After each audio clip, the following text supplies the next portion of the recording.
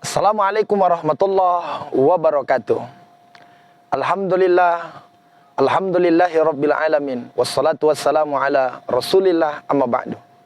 Sahabatku yang dimuliakan oleh Allah subhanahu wa ta'ala, kehidupan ini bakalan berakhir, dan akhir dari kehidupan kita adalah kematian. Begitu Allah sampaikan di dalam Al-Quranul Karim. Bismillahirrahmanirrahim. Kullu nafsin za'iqatul maut, bahwa setiap yang bernyawa pasti akan merasakan kematian. Di ayat yang lain Allah subhanahu wa ta'ala mengingatkan kita, likulli ummatin ajal, fa iza jaa ajaluhum la yastakhiruna sa'atan wa la yastaqdimun. Orang dinilai bahwa dia sudah baik atau tidaknya, sebenarnya perjuangan yang paling terberat itu adalah saat hendak menghadapi kematian. Sehingga kesimpulannya cuma terdiri dari dua. Yang pertama, ada orang yang disebut dengan husnul khatimah. Yang kedua, ada orang yang disebut dengan su'ul khatimah. Kisah kali ini yang ingin kita angkat adalah kisah para ulama dalam menghadapi sakaratul maut mereka. Terutama yang terkenal misalnya Imam Ahmad bin Hanbal, seorang ulama fikih dan seorang ulama mujtahid, menulis kitab Musnad Imam Ahmad bin Hanbal. Beliau itu lahir tahun 164, meninggal 241 Hijriah.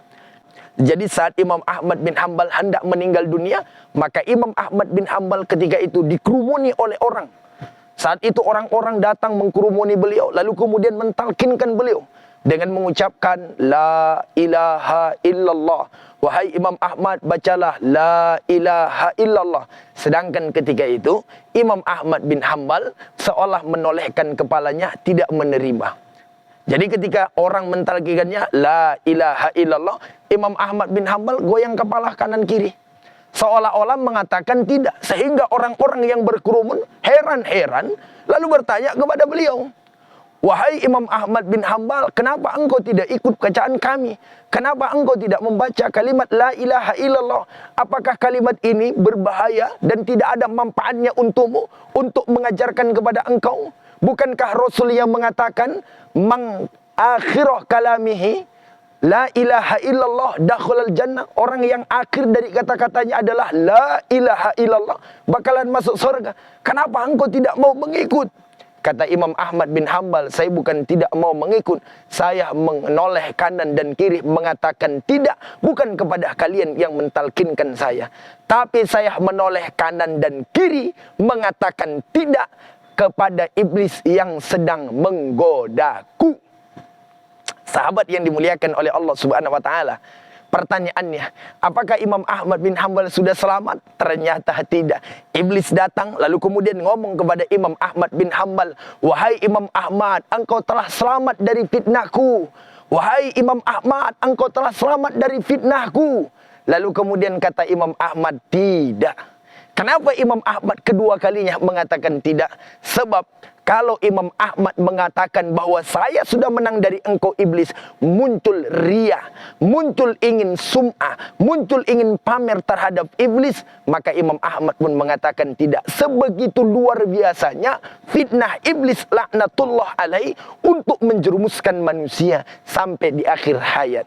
Oleh karena itu sahabatku yang dimuliakan oleh Allah subhanahu wa ta'ala, sealim apapun orang, maka ajarkanlah kalimat talqin saat dia sakaratul maut. Termasuk adab-adab saat kita menjenguk orang yang sakit adalah jangan terlalu banyak mengajaknya bicara hal-hal yang bersifat duniawi.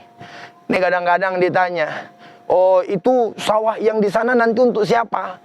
Lalu kemudian kebun yang di sana untuk siapa? Mobilnya untuk siapa? Emasnya untuk siapa? Yang jadi warisannya nanti siapa? Itu mah urusan belakangan. Yang kita urus kepada orang yang meninggal bukan bagaimana keadaan dia, bukan bagaimana keadaan hartanya, tapi kita ajarkan kepadanya. Sebagai anak-anak yang memiliki orang tua hendak sakaratul maut, saya ingatkan, ajarkan kepada ayahmu, ajarkan kepada ibumu untuk mengucapkan kalimat itu. Jangan terlalu kamu banyak tanya apa yang dirasakan sakit, apa yang kemudian dirasakan kesemutannya. Tanyakan saja, ajarkan saja kepadanya kalimat tauhid la ilaha illallah. Sebab kenapa? fitnah kematian menimpa kepada kita semua, jangan merasa lengah. Apalagi kita sebagai anak atau kemudian sebagai dokter yang sering mendampingi orang yang meninggal dunia. Beruntunglah Anda jadi seorang anak yang paham terhadap hal ini, sehingga bisa mengajarkan kepada orang tua kalimat itu. Sahabatku yang dimuliakan oleh Allah Subhanahu wa taala, Imam Ahmad bin Hanbal sudah memberikan contoh dan kisah yang bisa menjadikan kita meneladaninya dalam kehidupan kita. Mudah-mudahan bermanfaat. Assalamualaikum warahmatullahi wabarakatuh.